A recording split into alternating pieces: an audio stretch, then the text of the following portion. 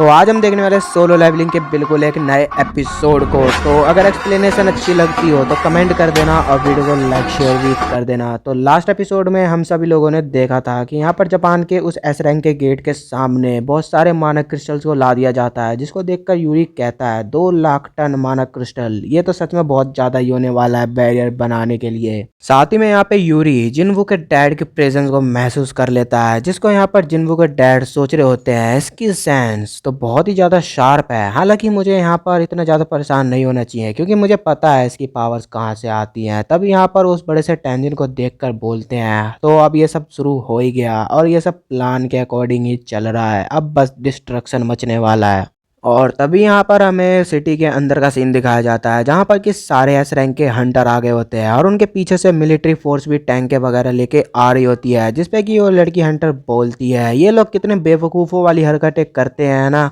देखो तो यहाँ पर क्यों टैंक के लेके आ गए जब इनको पता है वो मॉन्स्टर के ऊपर कोई हमला उनका कुछ इफेक्ट ही नहीं करने वाला है। तभी यहाँ पर हमें यूरी दिखाया जाता है जो कि माना क्रिस्टल के बीच में से चलता हुआ आ रहा होता है। यहाँ पे यूरी हंसता हुआ बोलता है अगर सब कुछ सही रहा तो मैं फिर अकेले ही ऐसा बैरियर बना दूंगा कि सब कुछ सिचुएशन कंट्रोल में आ जाएगी। तब यहाँ पर वो अल्कोहल पीने लगता है, जिसपे कि यहाँ पर वो पीछे बंदा कहता है सर क्या अभी सही रहेगा यहाँ पर ये ड्रिंक करना, जिसपे कि यूरी बोलता है अरे मुझे भी तो अब अनबिलीवेबल शो दिखाना है तो मैं बस यहाँ पर अपने आप को थोड़ा शांत कर रहा हूँ। वैसे मेरे को एक बात बताओ कितने ऐसे रैंक के हंटर आ चुके हैं, जिसपे कि वो बताता है बस 15, जिसपे कि यूरी बोलता है बस 15 बहुत ही कम ऑडियंस है। अरे छोड़ो, वैसे मेरे को एक बात बताओ अमेरिका वालों का क्या ख्याल है, उन्होंने नहीं भेजे क्या, जिसपे कि वो बंदा कहता है वो भेजने वाले थे लेकिन उनके कंट्री में भी वहाँ पर एस रैंक का गेट खुल गया है तो वो लोग उस सिचुएशन को कंट्रोल करने में लग गए हैं और बस अमेरिका में नहीं यूनाइटेड किंगडम, इंडिया, कनाडा हर जगह गेट्स खुल रहे हैं और फाइनली यहाँ पे इंडिया का नाम भी आ ही गया है। मगर तभी यहाँ पर वो गेट धीरे धीरे करके ब्रेक होने लगता है जिसमें से बहुत ज़्यादा ही माना एनर्जी बाहर निकल रही होती है और वहीं पर हमें हॉस्पिटल का सीन दिखाया जाता है जहाँ पर कि जिन्वू होश में आके बैठ गया होता है। वहीं पे जिन्हो आता है, वो बहुत ज़्यादा शौक में हो जाता है और रोने लग जाता है और जिन्वू से बोलता है आखिर तुम होश में आ ही गए, मुझे तो लगा था तुम अब उठोगे ही नहीं, कोमा में चले गए हो, तुम 3 दिन से सो रहे हो, सुन रही हो तुम 3 दिन से। और ये बात सुन के तो जिन्वू भी शौक हो जाता है और कहता है क्या मैं 3 दिन से सो रहा था। फिर वो सोच रहा था कि हाँ हो भी सकता है, मैं ऐसा सो भी सकता हूँ क्योंकि मैं कुछ दिनों से बहुत ज़्यादा स्ट्रेस ले रहा था और बहुत ज़्यादा फाइट भी कर रही थी और हालांकि मुझे बस वही सारी मेमोरीज आ रही है बार बार दिमाग में सपने में जो कि मैंने अपने डेटा में देखी थी। तभी वो यहाँ पर बोलता है 1 मिनट, 3 दिन हो गए हैं ना, तो जापान के उस एस रैंक का गेट का क्या हुआ। और यहाँ पे जिन्वू की ये बात सुनकर जिन्हो थोड़ा शांत हो जाता है और अपनी मुंडी घुमा के उसको सारी बातें बताने लगता है। तभी यहाँ पर हमें 3 दिन पहले का जापान का सीन दिखाया जाता है और वो गेट वहाँ पर पूरी तरीके से ब्रेक हो गया होता है और उस गेट में से बहुत ही बड़े बड़े जाइंट्स बाहर निकल रहे होते हैं जिनको वो सारे जापान के हंटर्स देख के बहुत ज़्यादा हैरान हो जाते हैं और मन ही मन में सोच रहे होते हैं।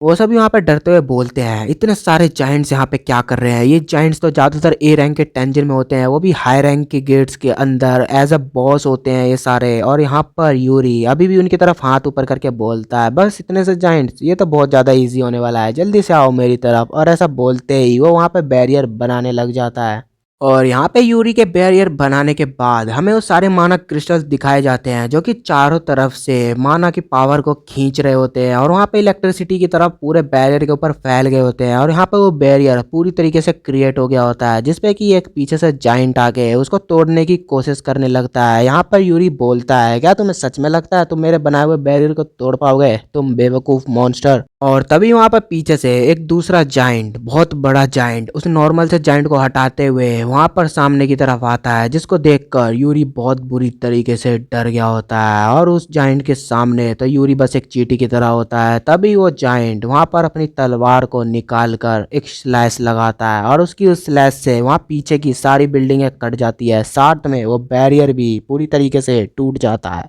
और यहाँ पर इसी तरीके से यूरी का पूरा बैरियर टूट जाता है। तभी यहाँ पर सीन शिफ्ट होता है और हमें जिन्वू दिखाया जाता है और वो मनी मन में बोल रहा होता है तो वो रेड पूरी तरीके से एक फेलियर थी। तभी यहाँ पर सीन दोबारा से शिफ्ट होता है और यहाँ पे हमें जिन्हो के डैड को दिखाया जाता है जो कि वहाँ पर अपने चेयर पे ऑफिस के अंदर सो रहे होते हैं और वो उठते हैं और वो वहाँ पर उठते ही सीधा अपने सर को पकड़ लेते हैं, जिसमें कि उनका सेक्रेटरी आता है और उससे पूछते हैं मैं कितनी देर सोया, जिस पे कि वो बोलता है 23 घंटे और 46 मिनट, जिस पे कि यहाँ पर वो बोलता है मैं बस आपको हॉस्पिटल ले जाने ही वाला था, क्योंकि आपने ही मेरे से बोला था अगर 24 घंटे से ज़्यादा मैं सोया रहूँ तो मेरे को हॉस्पिटल में एडमिट कर देना। तभी वहाँ पर वो उसके सामने एक फाइल देते हुए बोलता है सर हमारे पास दो न्यूज़ हैं आपके लिए। पहली तो ये है कि हमें एक मरीज़ मिल गया है जो कि अभी अभी इंटरनल स्लम्बर से जागा है, और वो कोई और नहीं बल्कि एस रैंक के हंटर सांग जिनवू की मॉम है, जिस पे कि वो सोच रहे होते हैं। तो सांग जिनवू के पास ऐसी एबिलिटी भी है कि वो एक इंटरनल स्लम्बर के पेशेंट को ठीक कर सकता है। साथ ही में बोलते हैं तो दूसरी खबर क्या है, तो वो बोलता है आपसे कोई मिलने भी आया है। और तभी यहाँ पर हमें एक लड़की दिखाई जाती है जो कि यहाँ पर जिन्हों के डैड के सामने देखकर बहुत ही ज़्यादा सैड हो गई होती है। तब यहाँ पर सीन शिफ्ट होता है दोबारा जापान का अंदर का दिखाया जाता है। वहाँ पर अभी भी फाइट चल रही होती है और वहाँ पर एक जाइंट यूरी को हाथ में उठाकर उसे सीधा ऊपर की तरफ फेंक कर अपना मुंह खोलकर उसे खा गया होता है। और ये सब देखकर सब डर गए होते हैं और वहाँ पर सारे मिलिट्री फोर्स उस पर अटैक करने लग जाती है।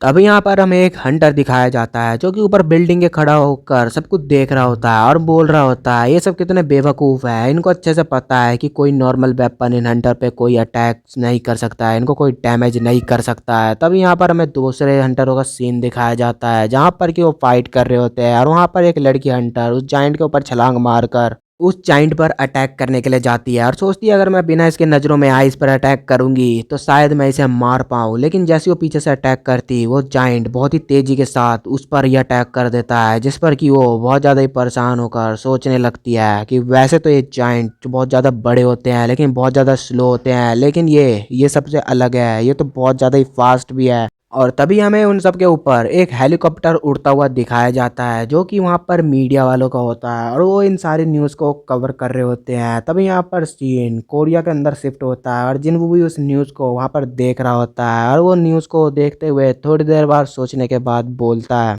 क्या मुझे वहाँ जापान के अंदर जाना चाहिए, लेकिन अगर मैंने कुछ नहीं करा तो ये लोग जल्दी पूरी जगह में पूरे एशिया में डिस्ट्रक्शन मचा देंगे, जैसा कि जेजू आइलैंड के टाइम हुआ था। और तभी वहाँ पीछे से जिन्हा आ जाती है और वो उसे गेट खोलकर कुछ बोलती है, जिस पे कि जिन वो पीछे देखता है और कहता है क्या क्या बोला तुमने। और वो कहती है मुझे पता है तुम वहाँ जाना चाहते हो लेकिन प्लीज़ प्लीज़ तुम वहाँ पे मत जाना, जिस पे कि जिन वो 2 मिनट के लिए शॉक हो जाता है और चुप रहता है और फिर बाद में बोलता है तुम इस बारे में बिल्कुल भी चिंता मत करो। और वो उसके सर पर हाथ रख के कहता है मैं वहाँ पे नहीं जाने वाला हूँ, वैसे भी मैंने कुछ दिन की छुट्टी लिया है क्योंकि मैं बहुत ही ज़्यादा थक गया हूँ। तभी हमें यहाँ पे बाहर का सीन दिखाया जाता है जिन वो पार्क में एक टेबल के ऊपर बैठा हुआ होता है और वहीं पर तभी वो बीरू को बाहर निकालता है और बीरू बाहर आते ही माइटी मेजिस्टी पता नहीं क्या क्या बोलने लगता है, जिस पे कि जिन्वू उसे बोलता है तुम थोड़ा सीरियल देखना कम कर दो ठीक है ना। अगर तभी यहाँ पर जिन्वू बोलता है अच्छा ठीक है वो सब रहने दो, मुझे बताओ जिन्हा कैसी है, क्या उसके नेचर में कोई चेंज भी आए हैं। जिस पे कि बीरू बोलता है नहीं मेरे किंग, वो तो बस दिन भर सोती रहती है। जिस पे कि जिन्वू बोलता है 4 साल हो गए हैं मेरी पहली रेड को और उसने बस मेरे को पहली बार रोका था, फिर उसके बाद कभी भी नहीं। और वो कितने दिन हो गए हैं स्कूल वाले ट्रॉमा से अभी तक नहीं निकली है और आज इतने दिनों बाद दूसरी बार उसने मेरे को कहीं जाने से रोका है।